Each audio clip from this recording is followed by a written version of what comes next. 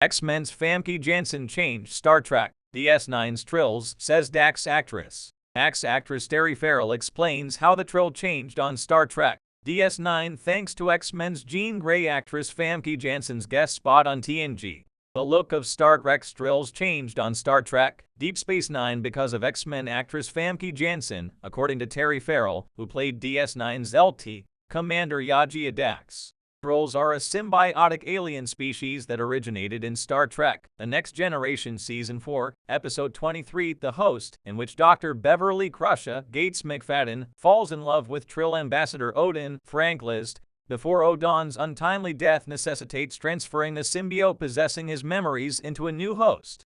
Odin's Trill makeup was typical of TNG's weekly aliens, with a prominent forehead piece designed by makeup legend Michael Westmore. On the Delta Flyers podcast, beginning its coverage of Star Trek Deep Space Nine after a long run focusing on Star Trek Voyager, Farrell reveals to hosts Garrett Wynn and Robert Duncan McNeil that Dax originally had a very different look, using the makeup design for the Trill that was on Star Trek: The Next Generation. The design was vetoed for Farrell, so Westmore substituted the spots used on the empathic metamorph Kamala from TNG Season 5, Episode 21, The Perfect Mate. Kamala was played by initial Dax pick Famke Janssen, who would reunite with TNG's Patrick Stewart in X-Men as Jean Grey. Read their quotes below. Star Trek DS9's Dax reinvented Trills. When Star Trek Deep Space Nine included Trill character Yaji Dax as part of its main cast, the Trill were just one of many single-episode aliens encountered by the Enterprise in Star Trek: The Next Generation,